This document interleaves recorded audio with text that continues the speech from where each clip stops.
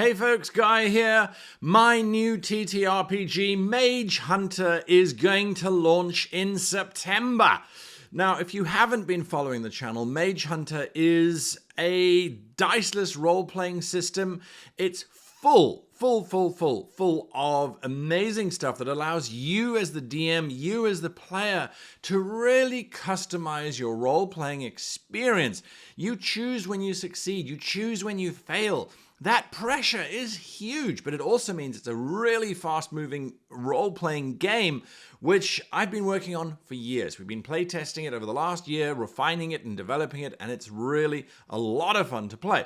The Kickstarter launches in September, so I am urging you to follow the link in the description down below to the Kickstarter preview page, and you can follow us there so that you know the moment this project goes live that you can back it. Mage Hunter. These are my mistakes. They're real, they're mine, and I made them. So hopefully you can learn from them.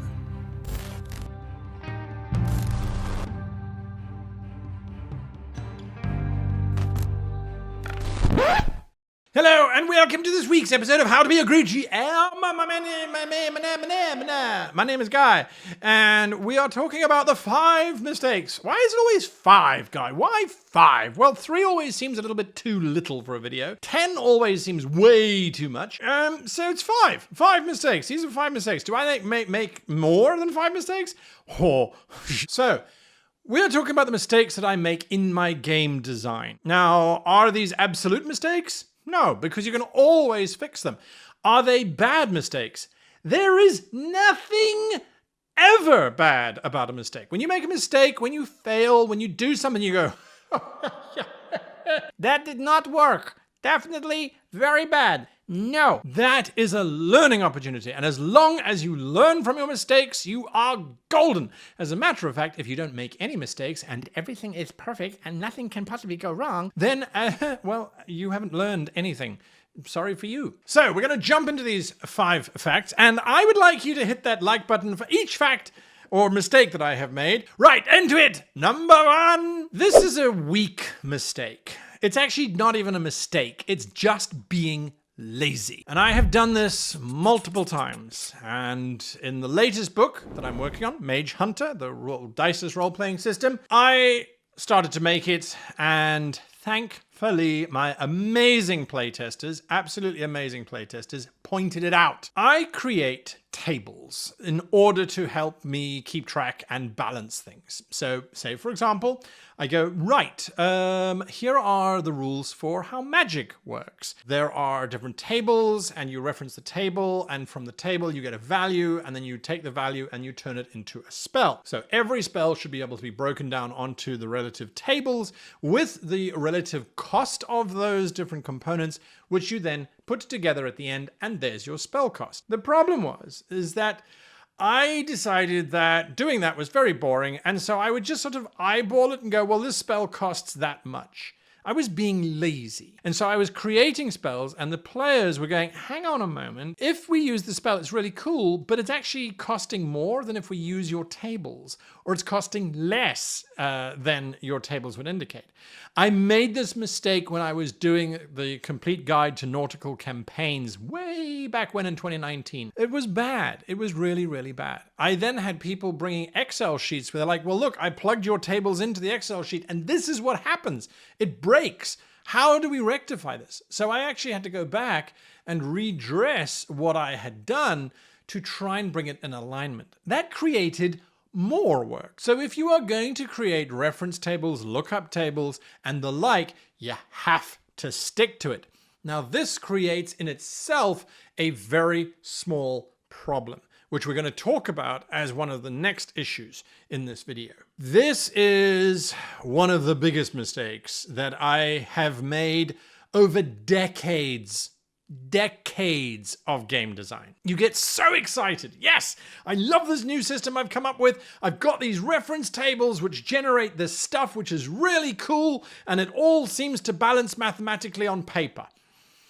And then, instead of testing it and rigorously testing it, you carry on building based on those tables. You carry on, you flesh out, you're like, oh, this allows me to add in a whole fate system, or this allows me to add in a destiny, or this allows me to add in a this or a that. And you're building this house of cards on an unproven base. I know it's exciting. I know that it is captivating once you start designing and you think you've got a watertight situation. Role-playing is one of those instances where the players and the DM are using your systems in ways that no one can anticipate because there is an infinite number of combinations that occur. And so, when it is those things that happen and the players go, but hang on a moment, how does this work? Or, oh, I've put a character together using this different formula. My character's immortal. When you have those kinds of gaps, and they're critical gaps, your whole system falls apart. And trust me, I have seen this with professional companies. And I'm gonna say it because they lost the license. Talisman. I did a review on Talisman where I was like, this is a great system. It's super cool. It's lots of fun. And then my player found a critical failing in it. A critical failing. The whole system had been formed, and this critical component had been overlooked. And it wasn't like it was a super subtle type of thing. It was literally a space that was freely available to the player characters to do that build. And when I addressed it with the creators, they went, well, we'll fix it in the second version. We'll fix it in... They never got there. The license was taken away. Sales were disappointing. So all of that effort, all of that wonderful work, all of that money that was invested got lost. Now, it wasn't just because of the system having that giant hole. There were other issues that went into it. But if you have a basic system, test it, test it, test it. And when your players go, oh, this is a really cool basic system. Can we do more? That should be your cue to then go, well, yes, here's one more component. Now, in my own system design, I started on version 2, I think, that I gave to my playtesters. And I said, here's version 2. Go play with it. And they played with it. And they're like, well, this doesn't work, this doesn't work, this doesn't work. We wanted some issues here. But they also listed a whole bunch of, oh, you could add this, you could add this, you could add this, you could add this. And I went, yes, I'm fixing your initial issues first. I'm addressing your first round of issues. So I have a process where my playtesters have a review document and they leave their review notes. And when I'm going through those notes, I'm going, is this a core mechanic that they're questioning? Or is this fluff? Is this extra nice to have? And the extra nice to have stuff goes in red with question marks. Is this too powerful? Does this break the game?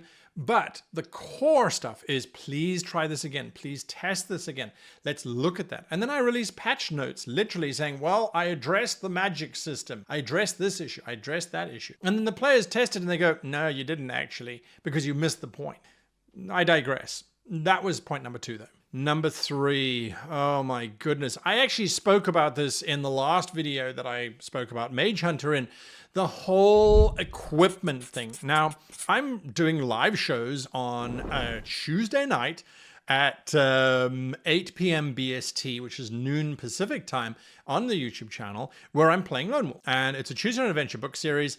And in it, they have a system where you are limited in the number of items that you can carry in your backpack. They did that rather than using encumbrance rules, which very few players, certainly that I know of, will ever actually use. They kind of go, well, I might be overweight, but then that's not, I can't carry everything, so it's not cool, so I'm just going to ignore that, right? I decided I was going to have a maximum and a minimum number of items that the players could carry, or the maximum number of items. And that was in the rules from day one. It gets in the way. It's clunky. You go, well, okay, so I'm carrying 6 ox wagons in my backpack because I can carry 6 items. No, you can't. But it says I can carry 6 items, and weight is not a factor. So I made the mistake of holding on to a rule because I thought it was cool, rather than looking at it going, does it actually work? Does it enhance play, or does it get in the way of play? I wasn't looking at that. I just went, I want this, I want this, I want this, I want this. Version 1, 2, 3, 4. Version 5, I released the video and I got feedback. And someone suggested, well, does anyone really care about the small things? It's really only the big things that should be problematic, like how many ox carts can your character carry? That got me thinking, going, well, what if certain items were listed as cumbersome or heavy? And cumbersome objects you can only carry 1 or 2 of. So like a full set of chainmail is cumbersome. I have a chain shirt and hood. Carrying that is really cumbersome. I don't think I could really comfortably carry 3 sets of chainmail. Maybe 2, but then I wouldn't be carrying anything else. And then I thought, well, that makes sense. But now what about ox carts or chests filled with treasure? Those are heavy. Those require 2 or more people to move. It doesn't matter how strong you are.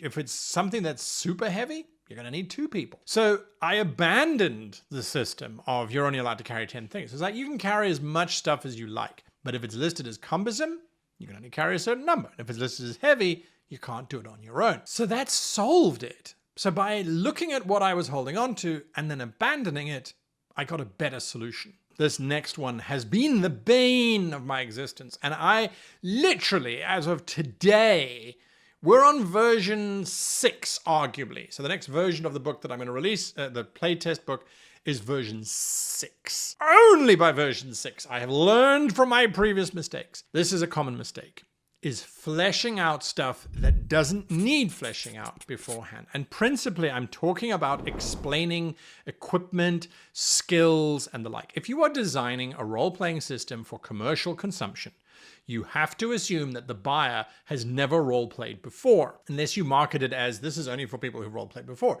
But even so, your system is going to be unique. And so even though you might describe equipment, 4-man tent, costs 500 slivers, great. You will still need a paragraph describing what that equipment does. A 4-man tent will sleep 4 average-sized humanoids. It's waterproof. It comes with pegs, guy ropes, and 2 tent poles. It is counted as cumbersome. The reason why you need to explain it is because there are going to be situations where the players go, is the 4-man tent waterproof? Yes, it is. Well, can we make a boat out of it? Interesting. By having that description, it gives the GM something to work with. It gives the players something to work with as well. Skills or feats or abilities. There is the mechanical description that you would have, and that I have had in since version 1. You've got to test the mechanics. But it's the fluff. Acrobatics. You go, okay, cool. Acrobatics allows you to jump and perform nimble, athletic type abilities. Okay, cool. But you need to expand upon that. And you can add in things like what skills would counteract acrobatics, or can you use acrobatics to tumble away from an attack? All that minutia is stuff that you have to add in eventually, but you don't add it in to begin with. Why? Because your playtesters can ask you that information directly and you can give them a direct response, and it hasn't really wasted too much of your time. If you go and start filling in all of this information beforehand, lo and behold, by version 5, you've actually completely cut the skill or the ability out. It's changed how it's worked, so you have to go and rewrite everything anyway, or it's just no longer relevant to the system. So you need to make sure in your game design, you're keeping it as mechanics focused as possible, whereas all the fluff, all the examples, this is another good example, is examples. In my book, I've got lots of examples. So these are the mechanics, this is how it works. I wrote examples, the mechanics changed, and now you've got to go back to every single example and go, right, so the maths that's here is no longer appropriate. I'm now going to change that, and et cetera, et cetera, et cetera. That goes in towards the end. Otherwise, you are rewriting, and that sucks. The last point for today's video is bloating. Bloating happens when I eat beans, or when I add in extra stuff because someone in the playtest goes, oh, wouldn't it be cool if you could do that? You start, as you are building your role-playing system, you start to expand it out and you start to embellish upon it, and your players start to give you feedback of very specific things that they'd like added. Now, Mage Hunter, much like Bounty Hunter, has always been designed to be something that is relatively light, relatively quick to set up and to get going, even if you're an inexperienced player. However, as you are creating these systems, more experienced players, and these are my playtesters, will go, well, the basics are great. They're cool. We get that. That's easy for us to grasp.